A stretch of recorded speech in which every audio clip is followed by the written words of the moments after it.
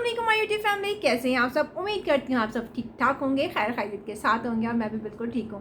और जैसे कि आज आप देख रहे हैं कि जैसे सोशल मीडिया पे एक वीडियो गर्दिश कर रही है जो दुआ ज़हरा के जो मुबैना शौहर हैं उनके घर की वीडियो है और वो वीडियो सर्कुलेट कर रही है और बहुत से लोग उस पर कमेंट्स कर रहे हैं।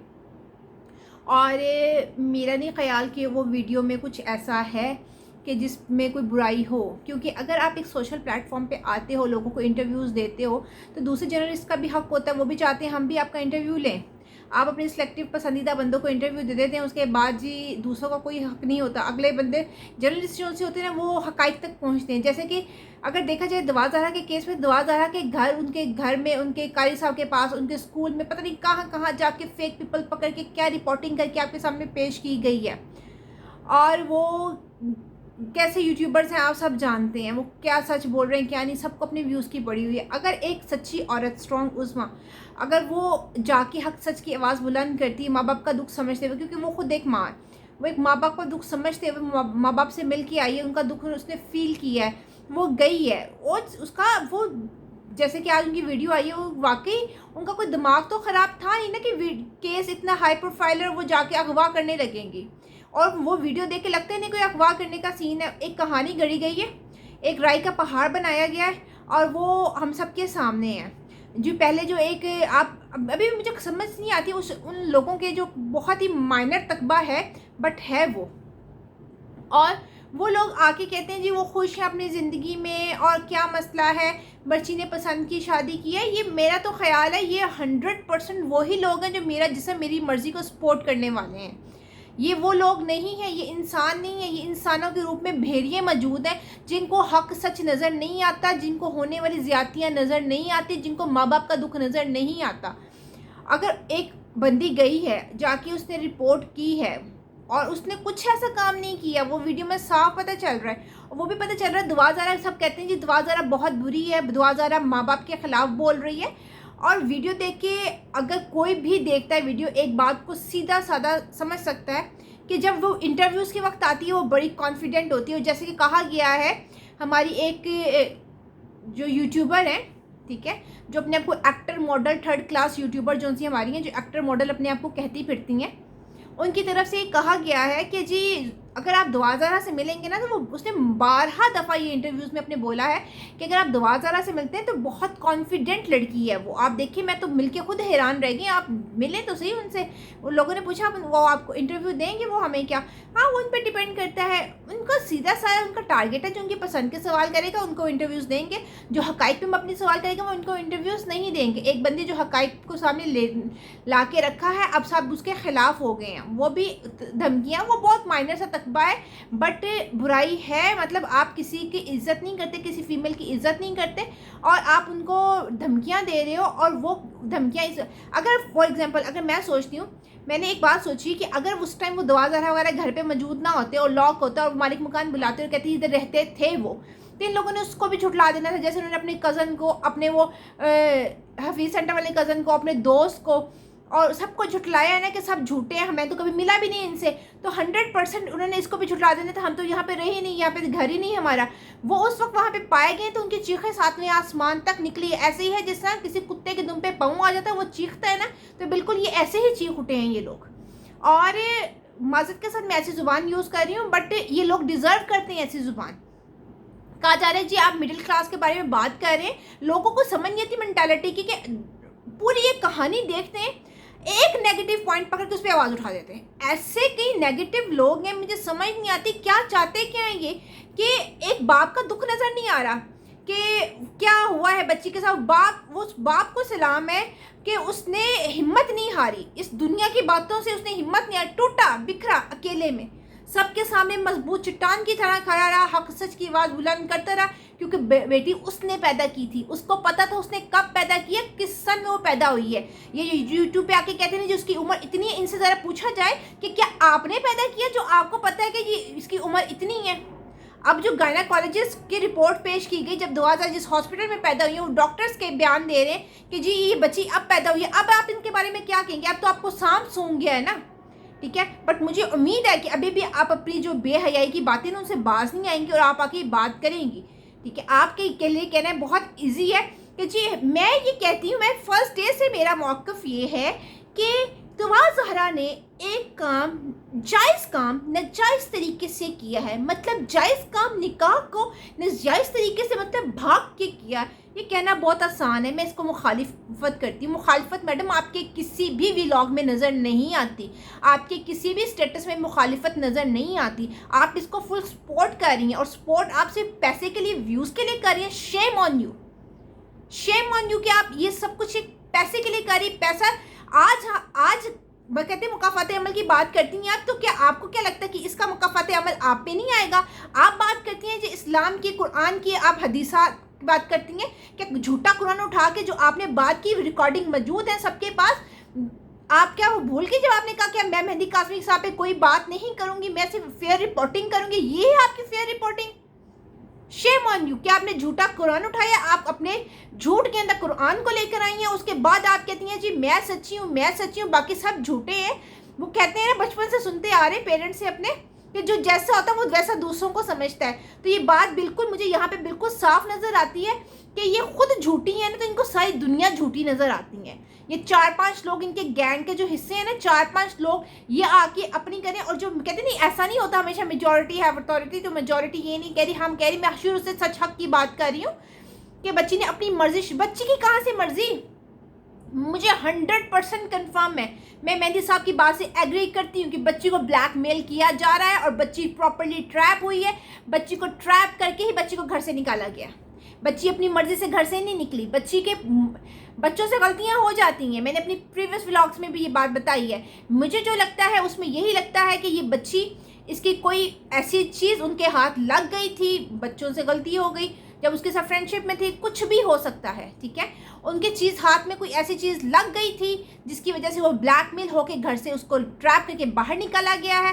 वो बाहर जाके उसको किडनैप किया गया, ये बच्ची किडनैप ही हुई है। उसके बाद अगर उसको कॉन्फिडेंटली बयान दिलवाए जा रहे हैं, तो वो उस वक्त उसका कॉन्फिडेंट किधर गया जब उस्मा एक रूम देखने के बहाने इनके घर गई है और बच्ची का सर नीचे था, सर नीचे और एक साइड पर उसके हाथ है। ये होते हैं कॉन्फिडेंस। बच्ची फुल टेंशन में, फुल स्ट्रेस में है, फुल प्रेशर में, अंडर प्रेशर है बच्ची। इसको यहाँ से इंशाल्लाह ताला, अल्लाह ताला की फजल करम से अब वो बाजियाब भी होगी, ठीक है। और मेरा तो यही कि इसको किसी साइकेट्रिस्ट को चेक करवाना चाहिए ताकि पता चले दूध का दूध और पानी का पानी, वो बच्ची के साथ क्या कुछ होता रहा है। क्योंकि इतना ईजी नहीं है बच्ची के लिए सब कुछ ईजीली खुल के बता देगी बच्ची। जितना उसको प्रेशराइज किया गया है, छोटी सी बच्ची है, उसको बहुत प्रेशराइज किया गया, उससे बयान उसकी मर्जी के खिलाफ दिलवाए गए हैं, ठीक है। उसको इतनी इजाज़त नहीं है अपने माँ बाप की तरफ आंख उठा के देख ले। कोई कमरे में आए, उसको इतनी इजाज़त नहीं है कि कोई 3rd पर 4th पर्सन आता है कि वो कॉन्फिडेंट, अगर इतनी कॉन्फिडेंट तो कॉन्फिडेंटली बैठी रहती ना। अगर उसने कोई नाजायज़ काम नहीं किया और वो उसने निकाह की है तो बैठी रहती, सर नीचे करके एक साइड पे देखना। जब हॉस्पिटल में तब भी उसका यूँ हुई है, जब वो अदालत में तब भी उसका यही मसला है, तो उसके साथ कोई मसला है। अगर ये कहना कि बच्ची बेहया है, बच्ची बागी है, ये है वो है, बच्ची ऐसा नहीं है। बच्ची को प्रॉपर्ली टॉर्चर किया जा रहा है। मेंटल टॉर्चर सबसे बड़ा टॉर्चर होता है जो आपकी फिजिकली हेल्थ को भी डैमेज करके रख देता है। और ये यूट्यूबर जो सी, सो कॉल्ड यूट्यूबर जो सी है ना, मैं तो कहती हूँ कि अल्लाह ताला की लानत हो इस पर कि झूठा कुरान उठाकर कैरेक्टर असैसिनेशन की बातें करती है लोगों की, कि ज़हीर की तरफ से कि जी उनकी कैरेक्टर असैसिनेशन हुई है। जो एक सच्चे बाप का दुख जो सारी दुनिया को नज़र आया है, इस बेहिस औरत को नज़र नहीं आया। इसने उल्टा उनके खिलाफ एक जहाद खड़ा करके रख दिया। ये और इनके अपने एक इंटरव्यू के अंदर मैंने एक बात इनकी सुनी है, अब उसका क्लिप मेरे पास मौजूद नहीं है, मतलब एविडेंस मेरे पास मौजूद नहीं है, बट हो सकता है कुछ काफ़ी लोगों ने इनकी वीडियोस देखी हो सकता है कि ये वीडियो देखने वालों ने भी वो वीडियो देखी हो जिनमें इन्होंने ये चीज़ कहा है कि मैं पंजाब यूनिवर्सिटी में बहुत दफ़ा शूट कर चुकी हूँ और मैं शबीर को पहले से जानती हूँ। ये बात इनके मुँह से निकली है इनके एक इंटरव्यू के दौरान। और इसका मतलब है कि ये गैंग से शुरू से जानती है। फर्स्ट डे सबसे पहले फेयर रिपोर्टिंग इन्होंने की है कि जी नहीं कोई भागी नहीं है, ये हुआ है वो हुआ है। और ये कहना कि ये गैंग नहीं है, फैमिली है। घर वाले भी कहते हैं जिधर रहते थे फैमिली की तरह ही थे, अभी हमें नहीं पता चलता। 10 महीने एक बंदा किराए पे रह कर आपके घर, जिसमें आधा टाइम वो बाहर भाग के निकलता है, लॉक लगे होते हैं, बाहर जाके क्या करते हैं, एक मोहल्ले में लोग रह रहे होते हैं, नहीं पता होता कौन दहशतगर्द है, कौन लड़कियां बेचता है, कौन क्या करता है, किसी का नहीं पता चलता। कि आप किसी की कसम नहीं खा सकते कि गैंग नहीं है। इनके पास इनके इनकी आप औकात देख चुके हैं, जो इतनी बड़ी बड़ी बातें, लोगों के घर जाके वीडियोस बनाना, रेस्टोरेंट्स में जाके जी वो केक काटना और फिर उसी कपड़ों के अंदर पिज़्ज़ा पार्टी की लैदा काफ़ी टाइम बाद तस्वीरें वायरल करना, ठीक है, वही कपड़े पहन के अब मेडिकल के लिए जाना, 4 गिनती के सूट हैं उस बच्ची के पास, ठीक है, और वही बच्ची वो पहनती रहती है, उसी में 4-5 तस्वीरें बना ली उन्होंने एक ही टाइम पे, और जो डिफरेंट टाइम पे वो इशू कर दी जाती हैं और वो वायरल कर दी जाती है, बताते हैं जी वो बहुत खुश है, ठीक है।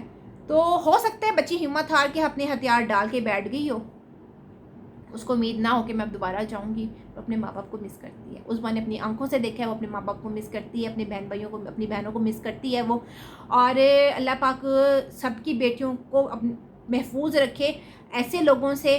और मैं तो कहती हूँ ऐसी मिसाल कायम होनी चाहिए। कोई भी बच्ची, कोई भी बच्चा, किसी की, कोई भी ऐसा लड़का किसी की लड़की की ज़िंदगी तबाह करने से पहले हज़ारों दफ़ा सोचे और एक मिसाल आए लोगों के ज़हन में फ़ौरन दुआ ज़रा के साथ ऐसा हुआ था, हमें ऐसा नहीं करना है, खौफ होना चाहिए। और बेटी को सोचे कि हम ऐसा करेंगे तो हम पकड़े जाएंगे, हमारे पेरेंट्स हमें ले आएंगे, पताल से भी खींच के ले आएंगे, ठीक है।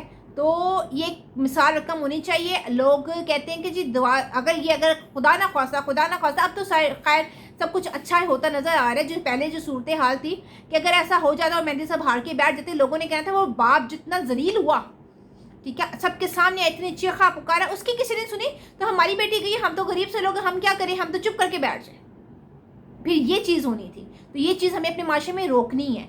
ये कह देना कि जी बच्ची ने अपनी मर्जी शादी, शरीयत को लेकर आगे, शरीयत आप अपनी पसंद का, ये वो लोग हैं जिनको कहा जाता है अपनी पसंद का दीन सेलेक्ट करते हैं, अपनी मर्जी का एक सेंटेंस पकड़ लेते हैं, उस पर आवाज़ उठा देते हैं, बाकी इस दीन इनका कहाँ जाता है, ठीक है। जब इनके पास दुपट्टा नहीं होता तब इनका दीन कहाँ जाता है, तब इनको कुरान की आयत नज़र नहीं आती, ठीक है। जब इनके गले तक में दुपट्टा नहीं होता, जैसे बड़े गले इन्होंने पहने होते हैं, इतने बेहया कपड़े पहने होते हैं, तब इनको दीन इस्लाम नज़र नहीं आता।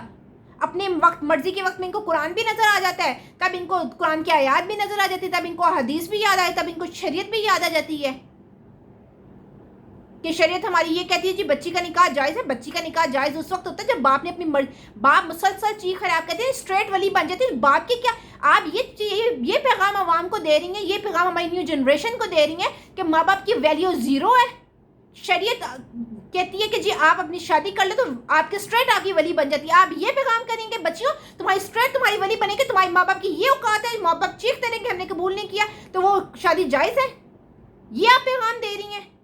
शर्म आनी चाहिए आपको, आपको शर्म आनी चाहिए कि आप कहती हैं जी मैं जर्नलिस्ट हूं। जर्नलिस्ट ये ऐसे होते हैं? जर्नलिज्म पढ़ी है आपने, पढ़ लिखने से कोई कहते हैं ना पढ़ लिख के कोई जर्नलिस्ट नहीं बन जाता।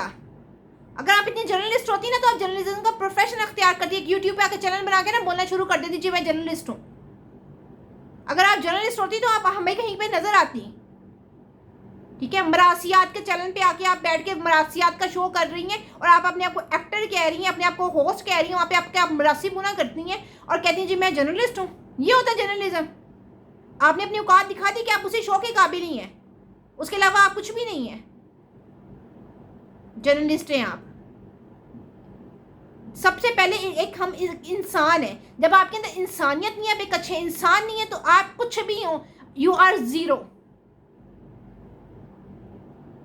माज़ा के साथ अगर मेरे अल्फाज किसी को बुरे लगे हों, इंशाल्लाह नेक्स्ट वीडियो के साथ फिर से मिलती हूँ। चैनल पे नहीं हो तो काइंडली सब्सक्राइब कर लीजिएगा। नेक्स्ट वीडियो के साथ फिर से मिलते हैं, तब तक के लिए अल्लाह हाफ़िज़।